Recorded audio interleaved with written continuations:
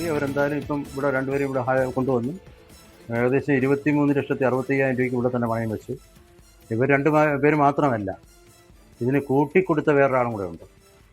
എന്ന് പറഞ്ഞാൽ അൽത്താഫിൻ്റെ ഭാര്യയും അവരാണ് ഇതിൻ്റെ പിന്നിൽ പ്രവർത്തിച്ചതെന്നാണ് എനിക്കറിയാൻ കഴിയുന്നത്. അവർ യഥാർത്ഥമായിട്ട് സ്വന്തം ആവശ്യംവരോട് വെച്ച് എടുക്കുകയും ചെയ്തിട്ടുണ്ട്. അവരാണ് ഇവർക്ക് വയ്ക്കാനുള്ള സംവിധാനം ഒരുക്കി കൊടുത്തത്. പിന്നെ ഈ വണ്ടിയിൽ അന്ന് വേറെ 3 പേരും കൂടെ ഉണ്ടെന്ന് പറയുന്നു. അതാരാണെന്നറിയില്ല. ഒരാളെയും കൂടെ ഇനി കിട്ടാനുണ്ടെന്നാണ് പറയുന്നത്.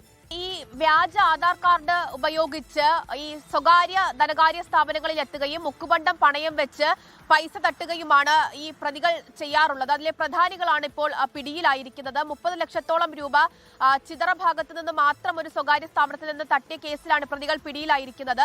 ബാലരാമപുരം സ്വദേശിനി രമ്യ, ചിറയൻകീഴ് സ്വദേശിയായിട്ടുള്ള സജിത്ത്. ഈ സജിത്ത് സാധാരണ ഗോൾഡൻ സജിത്ത് എന്നാണ് അറിയപ്പെടുന്നത് നാട്ടിലെന്നുള്ളതാണ് പോലീസ് പറയുന്നത്. അതുകൂടാതെ കൊല്ലം കണ്ണനല്ലൂർ സ്വദേശി ഷമീർ എന്നിവരെയാണ് പോലീസ് ഇപ്പോൾ പിടികൂടിയിരിക്കുന്നത്. നേരത്തെ അൽത്താഫ് എന്ന് പറയുന്ന ഒരാളെ പോലീസ് പിടികൂടിയിട്ടുണ്ടായിരുന്നു.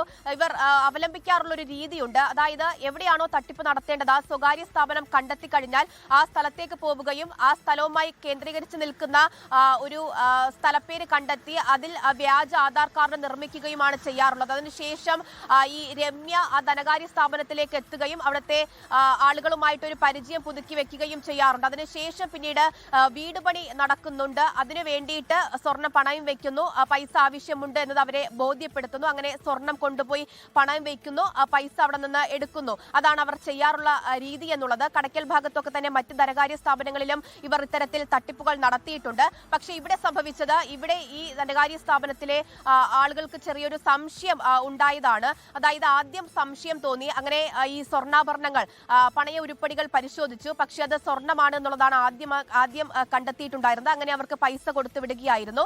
പക്ഷെ പിന്നീട് ഈ പണയം വെച്ചത് മോഷണം മുതലാണോ എന്നുള്ള സംശയം ഉണ്ടാവുകയും അത്തരത്തിൽ ആധാർ പരിശോധന നടത്തിയപ്പോഴാണ് അത് വ്യാജ ആധാർ കാർഡാണ് എന്നുള്ളത് കണ്ടെത്തിയത്. അതിനുശേഷം പോലീസിൽ പരാതി നൽകുകയുമാണ് ചെയ്തിട്ടുണ്ടായിരുന്നത്. സമാനമായിട്ടുള്ള തട്ടിപ്പ് നടത്തിയതിൽ കടയ്ക്കൽ പോലീസ് സ്റ്റേഷനിലും 2 പരാതികൾ ഈ കേസുകൾ ഈ പ്രതികൾക്കെതിരെ എടുത്തിട്ടുണ്ട് എന്നുള്ളതാണ്. എന്തായാലും വ്യാജ ആധാർ കാർഡ് നിർമ്മിച്ചതിൽ ഉൾപ്പെടെ കൂടുതൽ പേർക്ക് പങ്കുണ്ടെന്ന സംശയം പോലീസിനുണ്ട്. അതുകൊണ്ട് തന്നെ കൂടുതൽ പേരിലേക്കുള്ള അന്വേഷണം ഇപ്പോൾ പോലീസ് വ്യാപിപ്പിച്ചിട്ടുണ്ട് എന്നുള്ളതാണ് മനസ്സിലാക്കുന്നത്.